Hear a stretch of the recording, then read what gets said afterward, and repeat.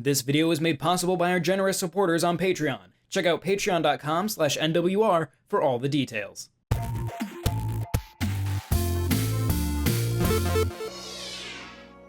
Hello everyone, there is a new Pokemon game coming out apparently, with a development time of what has to be roughly 7 hours. Pokemon Scarlet and Pokemon Violet have been announced, and they are coming out later this year. So to talk about this inaugural trailer, I am joined by Donald Terrio. Hello. And Alex DeFreitas. Howdy. And yeah, we're gonna go through this trailer, see what we can learn, maybe touch on some things from press releases and stuff too.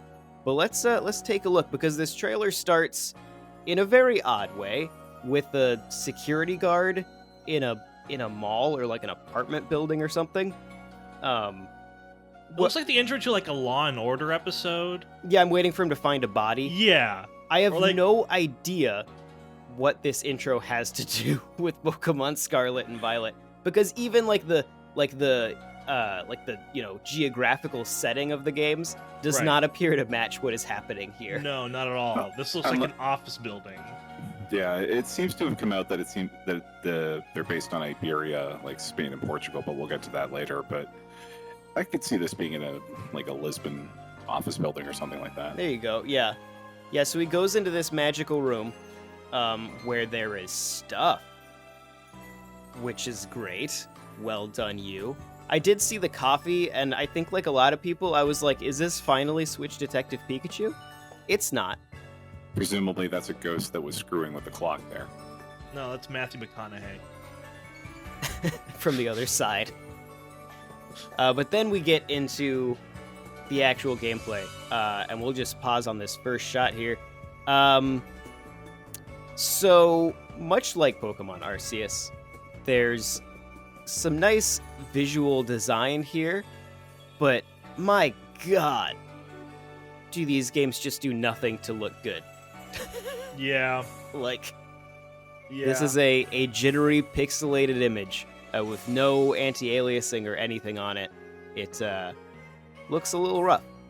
Didn't stop me from agreeing with Neil's score for Arceus with the graphics. Oh yeah, no, I 100% agree that like Arceus is incredible. Just ugly.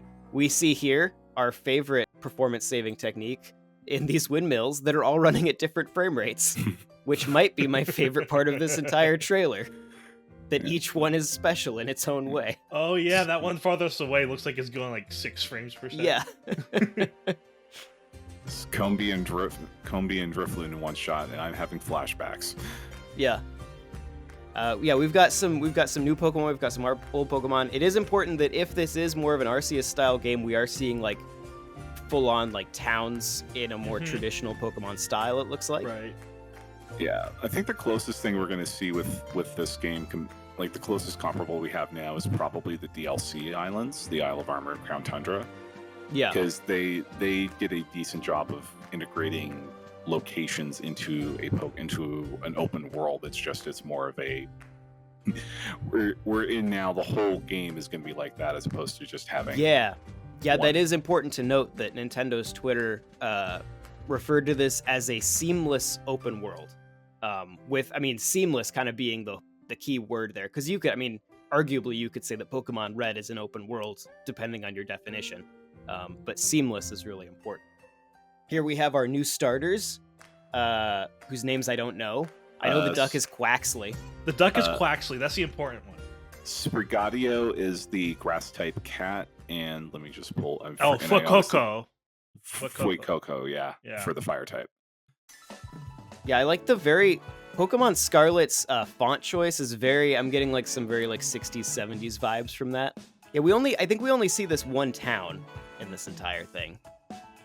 Because every time we see it, we have that very Disney castle up at the top. And for this game, you can bring in the Hisuian variants of Pokemon, right? If you have Pokemon Home.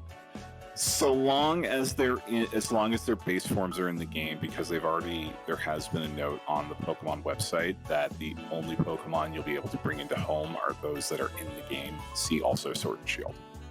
Yeah, okay. Which, that seems like, love it or hate it, I think that's just a reality that we're going to have to face from this point on in Pokemon. they only have like half a day to put these games together. So Right. Yeah, the production time on these is incredible. we should drop your video in the description for this one. We can. About why these games are, look the way they do and how quick they come out. Because Arceus was literally last month. Yeah. Yeah, I But feel like Getting another one. they could have put this out in 2023, and I think everybody would have been fine with it. Everybody would have been fine with it except the Pokemon Company, because they've clearly since probably, I guess, Diamond and Pearl generation have gone to this 3-year cycle on Pokemon games. But right now we're at a 3 per year cycle. Sword and Shield came out in 2019. Then we got the DLC in 2020, and then 2021 is 2021 we had the remakes. Diamond, Brilliant Diamond, Shining and Pearl, those were and then those were late 2021, right? Like that was like November. that Yeah. was the November game last year. Yeah. Like this one probably will. I mean, be. November is the classic So it's Pokemon it's slot. depending on the exact release date of this game, because right now all we know is later in 2022. Depending on the exact release date, there is a reality in which we've had 3 different Pokemon games in 365 days. Yes. I'd say it's likely at this point, given Yeah. that it seems destined for that Black Friday, last Friday before Black Friday slot, which is perfect Yeah. for me. I took a vacation the next week. Yeah, it's just like I don't know how many teams Game Freak has active and what the sizes of them are. Last I knew, they had a second kind of like backup team to do like DLC and stuff. But like it has to be that team is like they have to have 2 teams of the same size, because there's no way that like this had to have been in development at the same time as Arceus. But Game Freak just isn't. Last I knew, they didn't have that many teams to work on stuff. I mean, they had Arceus was already, I think, around like 300 people working on it.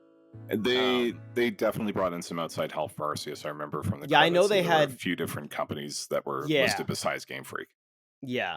So it's I would love to know when this game entered development, who's working on it. I mean, besides just the general Game Freak, because it feels impossible. You could almost assume that they took a couple weeks after Sword and Shield 1.0 went gold, and it's like, all right, let's go next round. Yeah. Yeah. I don't even know if Start they give them drafting new time Pokemon off. designs. Yeah, and I guess that's the other thing is like there can be some overlap time where one team is doing more conceptual design while somebody else is doing like actual like building a game. But regardless, the turnaround times on these games, even if this game started development immediately after Sword and Shield, that would still be a short development time for anything that isn't Pokemon. So, yeah, it's incredible and slightly disturbing how quickly they can churn these games out. But how are you guys feel? Like I'm cautiously optimistic. I was hoping that Arceus wouldn't be a complete spin-off and that we would get elements of that design into the mainline Pokemon games. So I'm cautiously optimistic for this one. Where are you guys at? My favorite parts of Sword and Shield were Route 1 through 8 until it started hailing, so I'm probably the wrong person to ask. I actually prefer the linear route design of the older games. Oh, sure. But I mean, if they're going more the Arceus route with the exploration, that I could deal with, I think. Yeah. And I really want to get a hold of Sprigatio, just because hey, Grass Cat. Yeah. I think Grass Cat and Quaxley are going to be popular. Sorry, awkward baby Yoshi. Well, I imagine that Fuecoco might have like the best 3rd tier evolution. Like the end of the line. That could be. There's been a couple of those where like Froakie was very much the dumb looking one in X and Y, but also had the best 3rd form. Yeah. So, I'll always stand my I'm water still, types. I'm still Team Quaxley. For me personally, I'm interested, but I think if I have to catch Pokemon by fighting them all the time and not just being able to chuck balls at them, then I might be out. Yeah, Arceus was really a game changer in just the interaction with wild Pokemon. I 100% agree. Yes, I want that, and I actually don't think I care that much for the turn-based battles in Pokemon. I just think they're a little too simple and a little too long. I prefer the immediacy of just being able to like find a Pokemon that you like, chuck a ball at it, maybe get into a quick fight with it just to weaken it. Yeah. That loop is a lot more my speed. So Yeah, I don't mind those turn-based battles for like, trainer battles and like gyms Yes. and things like that. But yeah, just like the moment-to-moment, like wandering around the world, it's so much snappier when you can just give it a shot to catch a Pokemon right away, and not having to transition into a separate battle screen if you do fight them.